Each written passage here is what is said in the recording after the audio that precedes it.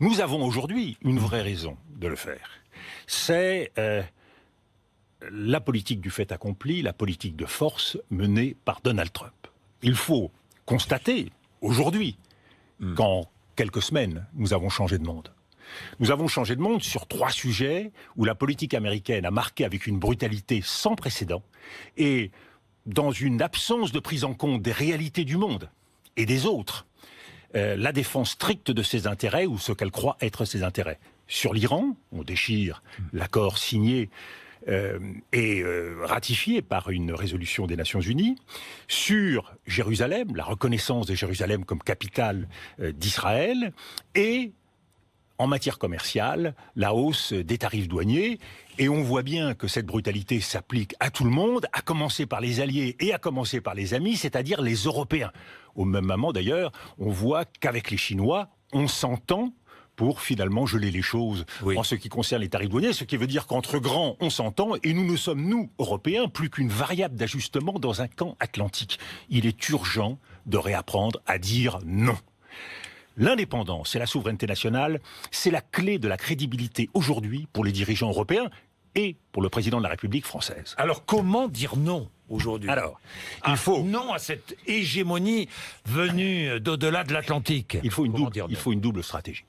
Il faut dire non sur chacun des sujets qui sont aujourd'hui sur la table, et il faut dire non à travers une nouvelle stratégie diplomatique française et européenne. Sur chacun des sujets, prenons-les rapidement. Sur l'Iran, nous ne pouvons pas accepter que les États-Unis bafouent ainsi le droit international et des accords signés.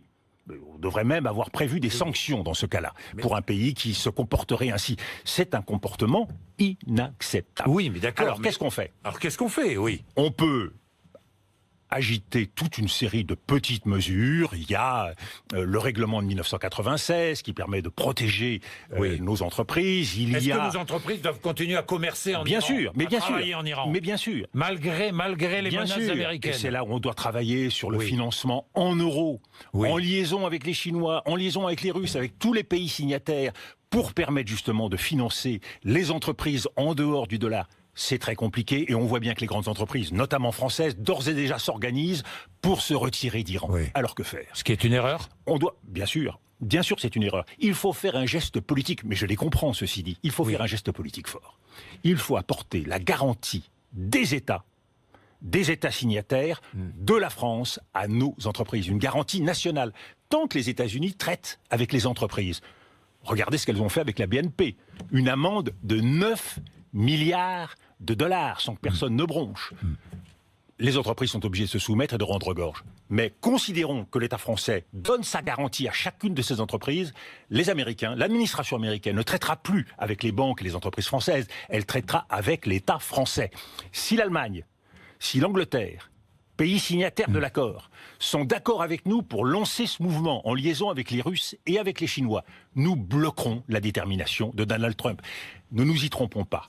Mike Pompeo, hier, devant la Fondation Héritage, a eu un discours d'une violence et d'une brutalité. On ne peut pas se considérer ce matin alliés et amis d'une administration qui nous traite comme cela. On ne peut plus c'est une politique comme alliés et amis avec les États-Unis. C'est une politique avec l'administration américaine. C'est une politique de diktat et d'ultimatum. Et je ne suis pas le premier à le dire. Angela Merkel l'a dit la première en indiquant: nous ne pouvons plus compter sur les États-Unis. C'est une vérité nette. Et tous ceux qui aujourd'hui ne le regarderaient pas en face, cette vérité, s'aveugleraient.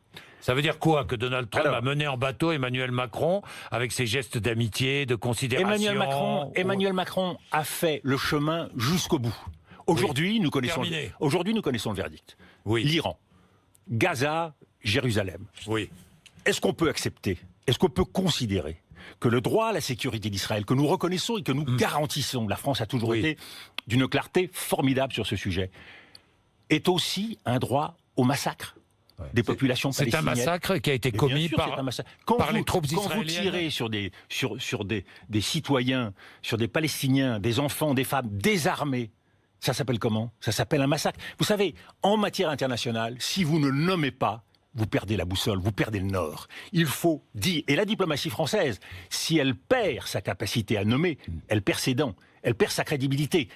une fois de plus, le risque pour nous, c'est de n'être plus qu'une variable d'ajustement dans le camp atlantique, de ne plus compter. Troisième sujet, en matière